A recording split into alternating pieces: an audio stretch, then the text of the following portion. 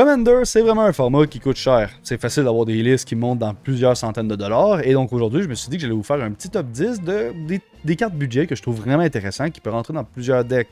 Et on va commencer avec une de mes meilleures découvertes de cette année, qui est Foggy Swamp Vision. Une sorcery qui nous vient d'Avatar, 2 noirs, 1 colorless, qui l'on peut en additional cost Waterbend X. Waterbend est une habileté que l'on peut payer soit avec de la mana, soit en tapant avec des artefacts ou taper avec des créatures. On va exiler X target creature card de n'importe quel cimetière et pour chaque créature qu'on va exiler de cette manière-là, on va en créer un token qui est une copie.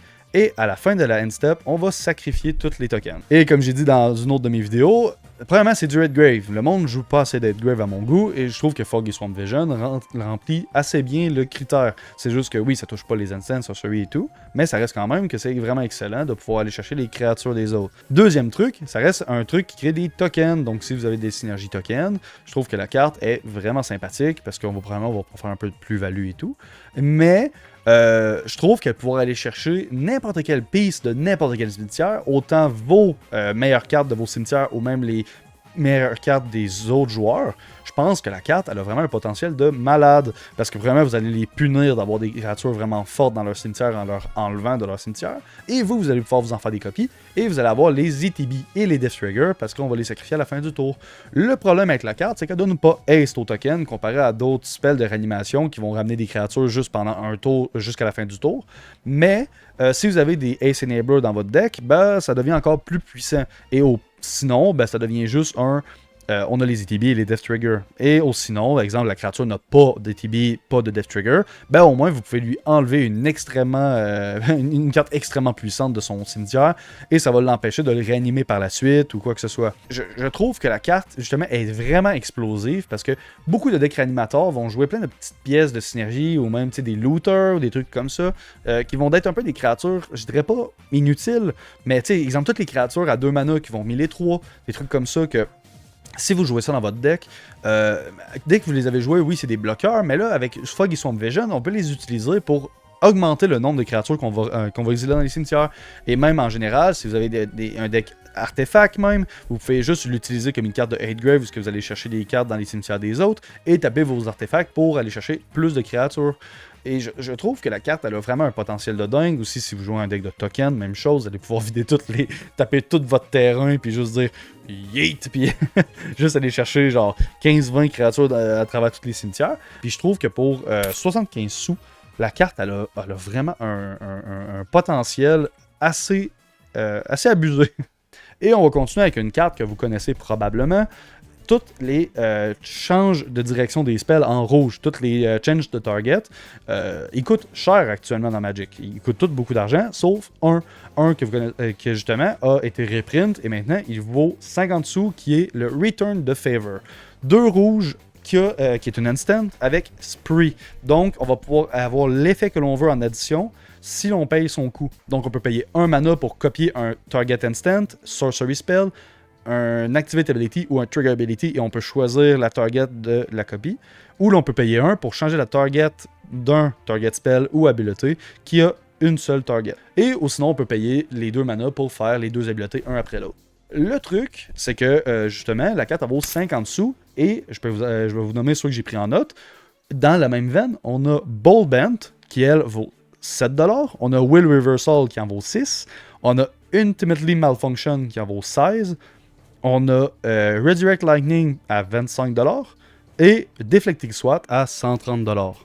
Donc, c'est un spell vraiment facile à comprendre, mais au final, c'est pas très compliqué. C'est un spell de protection en rouge, que rouge peut avoir de la difficulté à se protéger. La seule autre carte qui est vraiment de protection que j'aime vraiment en rouge, ben c'est le counter spell de Tibalt. Mais en soi, je trouve que c'est une petite piece de protection pour 50 sous qui va vraiment faire le taf. Genre, surtout si on veut des effets similaires, comme vous avez vu, c'est beaucoup plus cher. Genre, c'est vraiment très cher comme effet. Donc, tu n'as pas besoin de s'éterniser à l'infini. La carte est juste cool. En plus, elle est versatile, je trouve, parce que tu peux copier un spell ou faire changer la target d'un spell, ou les deux. Et surtout, c'est que les gens l'utilisent souvent pour des kill spells. Exemple, on va changer la target d'un kill spell, comme ça, au lieu de faire détruire mon commander, ben, je vais détruire la carte que je veux.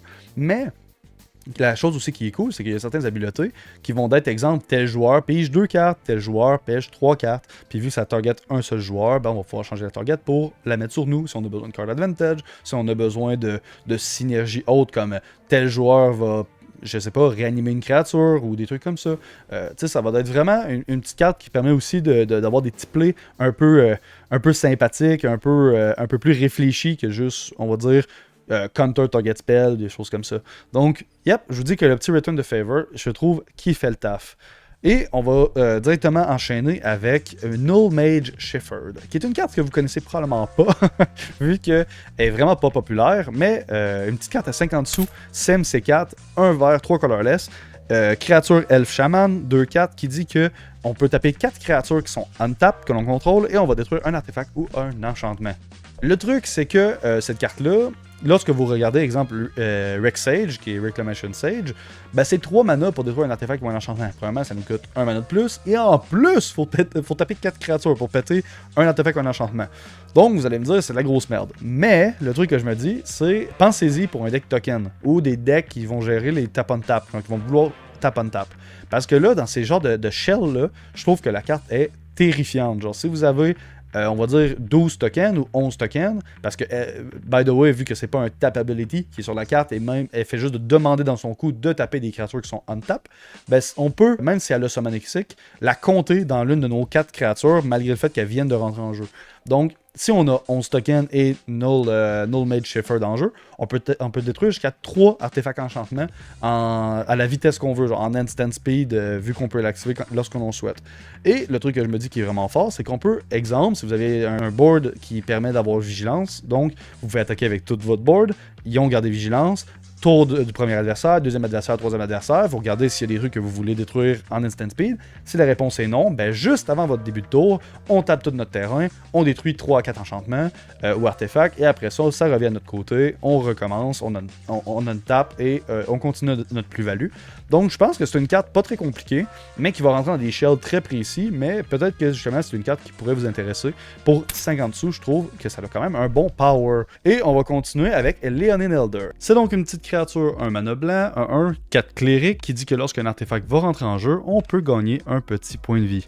C'est assez simple, c'est assez facile à comprendre, mais le truc, c'est que ça coche une case que je trouve vraiment importante en Commander, c'est que les gens ne mettent pas assez de life gain dans leur deck. Les gens, à moins d'être dans la synergie life gain, vont avoir très peu de moyens de gagner des points de vie pendant une partie, et je trouve que cette carte-là a fait des merveilles. Si vous avez un deck très créatureux, vous allez aimer les Soul Sisters, mais en soi, les Soul Sisters, ben, ils comptent les créatures des autres, donc même si vous n'avez pas beaucoup de créatures dans votre deck, les Soul Sisters sont bonnes. Ben, Leonin Elder, c'est la même chose, parce que même si vous n'avez pas un deck avec énormément d'artefacts, ben, tout le monde va jouer un peu d'artefacts. Pensez-y, les Top Tier, les Myr, vous avez tous les decks qui vont jouer vraiment des artefacts, exemple des Mana Rock, tout le monde joue souvent des petits Mana Rock à moins d'être dans des couleurs verts, mais en soi, ça va compter aussi tous les tokens, donc les trésors, les food, les lenders, les clous, pensez-y, genre tous les artefacts qui sont des tokens.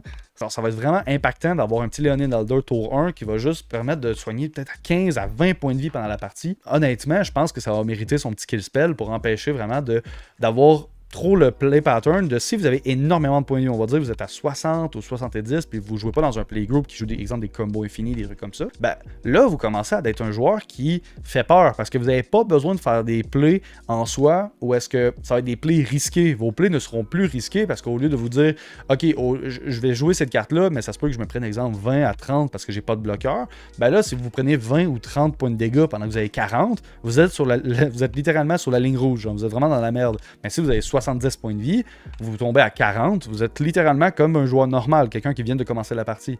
Donc je trouve que le gain de points de vie qu'un Leonin Elder peut vous apporter, ben, c'est vraiment puissant. Puis si vous-même vous avez un deck en artefact, mettez-les dans votre deck s'il vous plaît pour 50 sous. Je trouve que la carte, elle va vraiment faire le taf. Donc, c'est pas très compliqué, la carte est assez facile à lire, mais en soi, je trouve qu'elle a vraiment une plus-value de fou. Et on va parler de 2 cartes en même temps, qui est 2 cartes que j'ai dans mon deck Aromi, parce que je trouve que pour des decks budget, ou même comme une carte budget, je trouve vraiment que c'est des cartes très impactantes qui fait vraiment mal à vos adversaires. On a Yarok Svenlurker, qui est pour 2 mana noirs, qui dit que c'est une horreur 1-1, Et lorsqu'elle rentre en jeu, tous les adversaires vont devoir exiler une carte de leur main. Et aussi, on peut payer 3 mana pour donner un peu de stats, 1+1+1 jusqu'à la fin du tour, mais ça vaut pas vraiment le coup. Et on a aussi le Menlish Ghoul, qui est 2 mana, 1 noir, 1 colorless, 2/2. Et zombie qui a l'habileté de exploit. Et donc, lorsqu'elle entre en jeu, on peut sacrifier une créature. Et son habileté, c'est lorsque Menlish Ghoul exploite une créature, tous les adversaires vont exiler une carte de leur main. Le truc, c'est que les gens vont vouloir exiler les pires cartes de leur main, évidemment, ils vont garder leur meilleures, mais je trouve que les cartes sont pas assez jouées parce que c'est des cartes qui sont terrifiantes, genre c'est vraiment très puissant. Si vous avez déjà joué contre un deck Kroxa, vous savez que lorsque la personne joue un deck Kroxa avec Kroxa en Command Zone, qui va commencer à vous faire discarter de manière répétée, c'est très oppressif, puis c'est très puissant, ou même dans un deck, justement... Tergrid. Bon exemple avec Tergrid. Même si Tergrid, elle y va avec l'abus, avec justement des wheels qui vont faire discarter les mains de tout le monde. Mais exemple, ça a vraiment des habiletés qui fait... exemple, un Tergrid qui joue des CMC2, tout le monde discarte une carte ou des trucs comme ça. C'est assez oppressif. Mais là, avec le Menlish Ghoul, je trouve que dans des decks aristocrates ou réanimateurs, ben... même si c'est des cartes en soi qui sont pas très puissantes, genre, on va dire, avec juste leur habileté, tu sais, oui, vous allez enlever une carte de l'élément de tout le monde, mais ça va se finir là. Ben, dans des decks qui vont pouvoir répéter l'opération en sacrifiant cette créature-là, la réanimer, le faire en bloc, tu sais, le Menlish Ghoul, il se sacrifie en ETB un peu comme un Plague Crafter, mais en soi, justement, après ça, on va pouvoir la réanimer, recommencer. Tu sais, des decks comme Halisha Who Lost at Fate ou la Meren of Clan, ben, ce genre de cartes-là qui vont pouvoir réanimer à tous les tours une piece, ben là, ça devient vraiment puissant. Puis, exemple, moi, je les joue dans mon deck Aromi, que Aromi, justement, dit qui donne Encore à une créature. Encore étant, t'en fais une copie qui attaque chaque adversaire. Ben là, ça devient vraiment oppressif. Exemple, le play pattern qui me fait gagner vraiment des parties, c'est on va jouer Menlish Ghoul, il va s'exploiter lui-même, donc il va se ramasser au cimetière, tout le monde va avoir perdu une carte. Je l'encore, on en fait 3 copies, les 3 exploitent chacune les mêmes, donc ils vont mourir immédiatement. Mais tout le monde va devoir exiler encore 3 autres cartes. Et donc, même en début de partie, les gens peuvent directement perdre jusqu'à 4 cartes de leur main. Et je vais faire un gros disclaimer. Ne jouez pas ce genre de mécanique-là si vous êtes en casual. Genre vraiment, c'est pas une mécanique trop casual. Et surtout, ça peut être assez frustrant. Donc, si vous jouez souvent avec les mêmes personnes, demandez-leur s'ils sont d'accord que vous jouez cette synergie-là. Parce que selon moi, c'est le genre de synergie qui peut créer beaucoup de sel à la table. Donc, soyez conscients que ce que vous amenez à la table, ben, ça demande, on va dire, un peu de discussion pour savoir si c'est une bonne décision de ramener ça à la table, puis si les gens ils sont d'accord. Mais je trouve que ça a vraiment un bon potentiel dans des decks qui peuvent vraiment en abuser. Et on va continuer avec une battle, parce que j'adore les battles, et je trouve que y a beaucoup de battles qui sont très peu chères, qui sont vraiment fortes. On va parler aujourd'hui de Invasion of Amonkhet. C'est un CMC3, un noir, un bleu, un colorless, avec 4 points de vie. Lorsque l'invasion d'Amonkhet rentre en jeu, chaque joueur va miler 3 cartes, les adversaires vont discarter une carte, et nous, on va piger une carte. Et lorsqu'on va avoir détruit la battle, on va pouvoir récupérer le Lazotep Convert, qui est une 4/4 qui dit qu'elle peut rentrer en copie de n'importe quelle créature de n'importe quel cimetière, sauf que c'est un zombie 4/4 en addition de ses autres types. Je trouve que la carte est juste flavor. Elle est vraiment sympathique de pouvoir se dire, en ETB, tout le monde va mêler, donc premièrement, ça va faire beaucoup de cartes dans les cimetières de tout le monde. Peut-être que vous allez avantager les decks des autres, mais en soi, je trouve que c'est une carte qui peut vraiment vous avantager vous si vous jouez un deck de réanimateur, par exemple, ou un deck de 1000. Mais le truc que je trouve cool aussi, c'est la perte de cartes dans les mains de vos adversaires. Tout le monde va perdre une carte, donc ils vont faire au total -1, -1, donc -3. Et vous allez vous rajouter une carte en main, donc vous créez un différentiel de 4 cartes. Et je trouve que ce rate-là est déjà bien. Genre de base, exemple, vous avez Siphon Mine en mono noir qui dit que tous les joueurs vont discarter une carte, donc 3 -1 de mon côté, donc ça va être un -2 au total de différentiel de cartes, mais vous allez aussi piger pour tout le nombre de cartes qui va être discarté de cette manière-là. Donc vous allez piger 4, donc vous allez tomber à 6 de différentiel de cartes.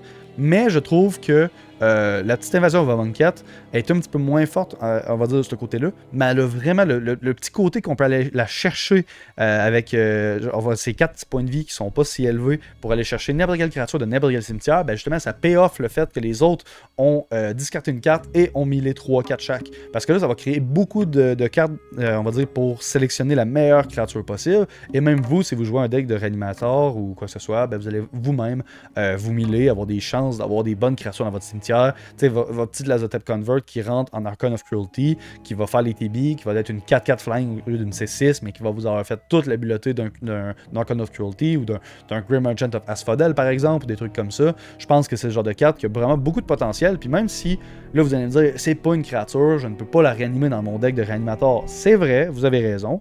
Mais en soi, je trouve que c'est une carte qui est assez qui a un trop haut potentiel, un trop haut plafond pour ne pas rentrer, malgré le fait que ce ne soit pas une créature que vous pouvez réanimer. Parce que c'est vrai qu'elle-même, vous ne pouvez pas la réanimer, mais en soi, si vous pouvez la jouer, vous allez créer jusqu'à 15 cartes dans les cimetières des autres. Genre, non, dans tous les cimetières, je veux dire, avec 12 cartes que tout le monde va avoir millées et 3 cartes que les adversaires vont avoir discarté, et donc vous avez jusqu'à 15 cartes que vous allez pouvoir avoir comme option pour avoir des targets pour vos spells de réanimation. Donc même si elle-même vous ne pouvez pas la réanimer, elle vous crée énormément de targets possibles. Donc, à vous de me dire, pour 50 sous, je trouve que c'est une carte qui est vraiment bien. On va continuer avec une carte que vous connaissez probablement, qui est pas très compliquée, qui est Ironwill Forger. La carte est une créature Orc Artificer, une 3-3, CMC4, un blanc 3 colorless, et qui a l'habileté lieutenant, et donc une habileté qui va s'activer si l'on contrôle notre commander au début du combat, qui lui dit on va target une non-legendary creature que l'on contrôle et on va lui donner Myriade. Premièrement, Myriade, si vous ne le savez pas, ben, c'est le fait que lorsqu'on va par exemple avoir 3 adversaires, vous attaquez avec cette créature-là qui est Myriade un joueur, ben, on va créer 2 copies de cette créature-là qui va attaquer les 2 joueurs restants. La raison de pourquoi je voulais parler de cette carte-là, c'est premièrement c'est une carte budget qui vaut 50 sous actuellement. Mais surtout, c'est que là, vous allez me dire, oui, mais c'est une carte que I guess, je la connais parce que c'est joué dans des decks qui permet de cloner d'autres cartes. On va dire avoir de la synergie. Mais le truc, c'est que je pense qu'il y a 3 archétypes qui ne jouent pas la carte, qui selon moi sont vraiment forts avec cette carte-là. Genre, la carte, elle pay off énormément les decks réanimateurs, les decks aristocrates et les decks blink. Je comprends pas pourquoi c'est pas joué dans ces decks-là. I guess que c'est parce que c'est pas assez rapide. Le fait qu'exemple, on doit avoir une créature avec laquelle elle peut attaquer et après on joue le Ironwill Forger. Mais je trouve que la carte, elle donne une plus-value de dingue à beaucoup d'autres cartes. Le fait qu'on donne Myriade à une créature, dans ces archétypes-là très précisément, c'est qu'on va souvent avoir des créatures qui sont, on va se dire, quand même pas super au niveau de l'attaque. Genre en mode, on va la jouer pour les TB, le Death Trigger, peut-être pour son passif, mais au final, après avoir fait toutes ses habiletés, exemple, on va jouer Amphin Mutineer dans un deck de Blink. Ben, le truc, c'est que oui, c'est une 3-3, mais elle a fait son travail, tu sais, ça ne peut à rien. Donc, à partir de là, ben, le petit Ironwill, tu sais, à part être un bloqueur, mais en soi, le petit Ironwill va lui permettre de dire hey, bon, ben cool, exemple, le tour d'avant, j'ai joué le Mutineer, donc maintenant, il peut attaquer. Donc là, je vais jouer le Ironwill. Ironwill, début de combat, va donner Myriade au Amphin Mutineer. On va attaquer avec. S'il meurt, c'est pas grave. On va se créer 2 copies d'Amphin Mutineer et on va pouvoir directement faire 2 gestions supplémentaires avec cet effet-là, vu qu'on a les TB. Et l'habileté de Myriade, c'est juste, je vous le dis, on n'a pas les Death Trigger parce que ça exile les tokens à la fin du combat. Donc si on est dans un archétype réanimateur avec des Death Ability, ça vaut pas la peine de copier. On va quand même avoir des bons attaquants, mais on n'aura pas le Death Trigger. Mais dans un deck aristocrate, par exemple, dans un deck aristocrate, la carte est vraiment forte parce qu'on a des sacs outlet et donc juste avant que le token est supposé disparaître à part l'exil, on peut en réponse le sacrifier puis avoir toutes les payoffs, exemple, toutes les pingers que lorsqu'une créature meurt, on fait du dégât, tous les trucs qui dit comme un Pitiless Plunder que lorsqu'une créature meurt, même si c'est un token, on va se créer un trésor. Même on va pouvoir copier des cartes vraiment puissantes dans les archétypes réanimateurs et les archétypes aristocrates, des trucs comme Grim Merchant of Asphodel, toutes les gestions en ETB. Honnêtement, je pense que la carte elle a vraiment un potentiel de malade. C'est juste que les gens moi-même, je me dis que la carte est un peu lente, mais en soi, si votre deck aime, on va dire, jouer des créatures en early game, et après ça, curver la Runwheel en tour 4, ben, je pense que ça a vraiment une plus-value qui peut être assez solide, et je pense que pour son petit 50 sous, il vaut la peine d'être testé. Et on va aller sur une petite carte qui a l'air vraiment un peu nulle, en vrai, mais je trouve qu'elle a son petit potentiel, elle a vraiment son petit grain de sel supplémentaire qui fait plaisir. Donc, Twinning Twins, qui est une carte CMC4, un petit Fairy Wizard 4-4, 2 bleus, 2 colorless, qui a Flying Vigilance Wild 1, mais qui a aussi, c'est aussi une adventure, donc qui est une instant à 1 colorless et 1 blanc, qui va nous permettre d'exiler un non-token creature et la retourner sur le terrain à la fin de la prochaine end step. Donc, si vous ne le savez pas, vu que c'est une adventure, on peut caster l'instant, la mettre dans l'exil à cause de son adventure, et après, on va pouvoir caster le body, donc la créature, sur un tour que l'on veut, ou même directement après. Le truc de pourquoi je trouve la carte vraiment intéressante, c'est parce que c'est bon dans les decks de Blink, mais aussi dans les decks, on va dire, Instant Sorcery. Juste parce que, bon, une carte de Blink, en soi, ça peut être intéressant. Exemple, vous faites kill spell une créature, puis vous castez votre meilleur Cloud Shift. Ben, vous pouvez blinker votre créature, puis même si la créature, elle sort et elle revient, ben, c'est plus la même créature théoriquement. Donc, ça va vous faire. Le kill spell, lui, va disparaître, et donc votre créature ne va pas mourir. Premièrement, c'est une piece de même de protection, c'est cool. Et en plus, vu que c'est un late blink, donc au lieu de blinker directement, c'est un blink qui revient à la end step, ben, s'il y a un board wipe, vous pouvez utiliser le Swift Spiral de Twinning Twins, et on va mettre la créature en exil, le board wipe va se faire, et notre créature va revenir en end step. Le fait que l'on peut caster le petit body par la suite, ben, ça reste quand même une petite plus-value, c'est quand même un très bon bloqueur, slash un très bon attaquant, vu que c'est une 4-4 Flying Vigilance. Mais je trouve que la plus-value de la carte, que on va dire peut sonner un peu inutile, c'est le fait que c'est un des blinks, un peu comme la carte Flicker, qui nous permet de blinker des cartes chez les adversaires. Là, vous allez me dire, on s'en bat les couilles, hein, tu veux pas blinker puis faire piger des cartes ou donner de la valeur aux autres. Le truc, c'est premièrement, c'est un bon outil de politique. Exemple, quelqu'un a un habileté qui est, exemple, un Reclamation Sage en jeu, qui permet de détruire un artefact ou un enchantement, puis un artefact ou un enchantement en jeu, que tout le monde sait que c'est beaucoup trop fort, il faut la gérer, ben vous pouvez dire à ce joueur-là, « Hey, si je blink ton truc, est-ce que tu détruis ce truc? » Puis tu peux faire des deals politiques comme ça. Et ça, vraiment, c'est vraiment cool. Mais le potentiel que je trouve encore pire avec cette carte-là, c'est que c'est une très bonne carte de contrôle. Genre, exemple, si vous jouez contre un deck de Voltron, on va dire un deck Voltron équipement, si la créature vient chez vous, tu peux juste payer 2, blinker sa créature, et elle sort de l'attaque, elle va se faire déséquiper de tous ses équipements, elle va tomber dans l'exil, elle va revenir à la fin du tour avec les équipements détachés, il va devoir payer le coût pour remettre les équipements dessus. Même chose avec avec un deck de compteurs. Si une créature a énormément de compteurs sur elle, tu peux la blinker pour qu'il perd tous ses compteurs. Un deck enchantement, c'est encore plus dégueulasse parce que si c'est un deck enchantement avec des auras, ben, tu peux blinker la créature avec toutes ses auras sur elle et toutes les auras vont aller au cimetière parce qu'ils sont plus équipés à aucune créature. Il y a vraiment moyen d'avoir une plus-value en termes de protection, de juste, vu que tu peux target les créatures adverses, ben, tu peux vraiment slow down les adversaires, genre au niveau de leur combat, puis au niveau de leur synergie. Tu sais, même si un joueur joue un Plaguecrafter, puis exemple, le joueur 3, il joue un Plaguecrafter, puis le joueur 2, lui, a 2 créatures, donc je sais pas, un token et son commander. Là, il se dit, bah, c'est pas grave, je vais pouvoir survivre parce que je vais juste sacrifier mon petit token, puis mon commander va survivre. Ben, toi, tu peux blinker en réponse au Plaguecrafter qui rentre en jeu. Ben, tu peux avoir, pendant que le Plaguecrafter est sur le stack, tu peux caster ton petit Swift Spiral et blinker une deuxième fois le Plaguecrafter.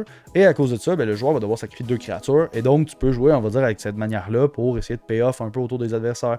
Et aussi, dernière petite ligne, après ça j'arrête avec le petit Twinning Twins, mais si quelqu'un te vole une créature, ben, le fait que tu le ramènes du côté de son owner, ben, ça fait que tu vas pouvoir récupérer ta créature. Exemple, si tu fais voler ta créature, tu la blinkes, puis elle va sortir de son terrain, puis elle va revenir à son owner et donc à toi. Donc ouais, je vais m'arrêter avec le petit Twinning Twins, mais je pense que ça vous donne une bonne idée pour une carte à 50 sous du potentiel de la carte. Donc, on va continuer avec une petite carte de Grave 8 qui est Esper to Magicite, qui est un CMC4, un autre colorless. Instant qui dit que l'on va exiler les cimetières de tous nos adversaires et après avoir fait ça, on va pouvoir choisir une créature parmi toutes les 4 qu'on a exilées et on va pouvoir en créer un token qui est une copie de la créature qu'on a sélectionnée qui va être un artefact et qui va perdre absolument toutes ses autres card types. Le truc, c'est que justement, cette carte-là, premièrement, c'est cool parce que c'est une Instant Sorcery, vous pouvez la mettre dans vos deck Spell Slinger. C'est une carte de Headgrave. En soi, c'est un peu un spell de réanimation, vu que, oui, on va avoir, exemple, une créature qui sera plus une créature, vu qu'il va être un artefact, mais on peut quand même récupérer des créatures avec des très bons passifs. Soit des très bons passifs, ou avec des excellents ETB. Et de base, ben, ça vous fait un petit token artefact pour peut-être le sacrifier plus tard, des petites synergies comme ça. Ou même si vous avez des manières de copier des tokens. Genre en vrai, si vous avez des tokens doublers, la carte devient encore plus débile, à moins que vous copiez une créature légendaire qui est dans un cimetière. Mais vous pouvez, exemple, mettre une créature qui est du cimetière, puis en faire 2 copies, peut-être 3, peut-être 4, tout simplement, tout dépendamment les effets des cartes de tokens que vous avez. Donc ouais, je pense que c'est une petite carte pas très compliquée, on n'a pas besoin de s'éterniser sur cette carte-là. Mais je crois qu'elle a vraiment son petit potentiel pour sa petite valeur de 75 sous. Donc, on va finir la vidéo avec une petite carte que je trouve vraiment sympathique, une petite carte de Ace Ability qui est Détective Phoenix. C'est Sim, c'est 3, 1 rouge, 2 colorless, enchantement créature Phoenix, une petite 2-2, qui a l'effet de Bestow, et donc on peut la caster comme un aura sur une créature avec cette habileté-là en payant 1 rouge et en faisant Collect Évidence 6, et donc exiler une total value de 6 de mana de notre cimetière, ou plus. La créature de base est une 2-2 Flying Haste, mais lorsqu'elle devient un enchantement, elle donne +2/+2 Flying Haste à la créature, mais on peut caster Détective Phoenix de notre cimetière en utilisant le Bestow Ability. Et ça, je trouve que c'est vraiment débile, parce que soit vous jouez un deck de self-mill, soit vous jouez même, exemple, vous l'utilisez comme une synergie juste enchantement, quoi que ce soit, ben le fait de le mettre en enchantement qui donne Ace, ben c'est une bonne carte. Le fait que ça donne Flying, c'est un bon bonus, genre c'est de l'évasion, c'est cool. Et un petit peu plus de +2, juste pour un petit peu plus de dégâts, un petit peu plus de survivabilité. Mais le fait que si votre créature meurt, la carte se ramasse au cimetière, puis qu'on puisse la recaster encore une fois, et encore une fois, et encore une fois tout le temps, genre c'est vraiment fort. Genre c'est l'équivalent d'exemple, imaginez des Lightning Grave qui disent que vous pouvez payer 2 mana pour les rejouer du cimetière. Genre, je trouve ça vraiment fort. C'est sûr que le Collect Évidence 6 est quand même une condition assez élevée, mais je trouve très clairement que la carte a un vrai bon potentiel. Genre, c'est vraiment une carte qui va se dire que, surtout dans les decks de réanimateur, je trouve, va avoir vraiment sa place. Vu qu'on va self-mill énormément, ben on va pouvoir exiler toutes nos cartes, premièrement, en priorité, qu'on peut pas réanimer, qui sont pas des créatures, par exemple des instants, des sorceries, des artefacts, des enchantements. Mais après ça, tu peux aller justement exiler des créatures de ton cimetière pour pouvoir payer le besto. Mais ça va vous permettre d'avoir, de manière répétée, haste sur des créatures que vous en avez besoin. Et je trouve que pour une petite carte à 75 sous, ça a vraiment juste, je sais pas, je trouve que ça a vraiment un petit flavor sympathique comparé à d'autres petites cartes qui donnent Ace qui vont peut-être pas synergiser dans votre deck de réanimation, comme justement vous mettez exemple des Swift Boost ou justement des Lightning Grave, ben ça n'a pas la même saveur que le fait d'avoir exemple un deck très créatureux self-mill puis que vous mettez du haste sur une créature comme ça. En tout cas, c'est mon idée. Puis en plus, ben, ça marche bien dans les decks enchantements, vu que ça synergise, vu que c'est une enchantment creature. Donc ouais, c'est la dernière carte de mon top 10 de cartes budget. Et pour un gros total d'à peu près 6$, ben, vous pouvez avoir toutes les cartes que je vous ai nommées aujourd'hui. Donc, je pense que c'est pas très cher pour pouvoir tester des cartes qui, selon moi, valent vraiment la peine d'être jouées. Pour l'instant, ça va être tout pour moi. Dites-moi en commentaire comment vous avez trouvé ça, quelles cartes vous trouvez intéressantes ou vous trouvez mauvaises que j'ai présentées. Et vous, présentez-moi des cartes que vous trouvez qui sont pas assez jouées, qui sont au budget. Des cartes que vous trouvez même excellentes, qui sont jouées en budget, ça m'intéresse. Toujours cool de pouvoir mettre des petits cartons pas chers dans mes decks. Et en attendant, je vais vous souhaiter une très bonne journée. À la prochaine. Ciao, ciao!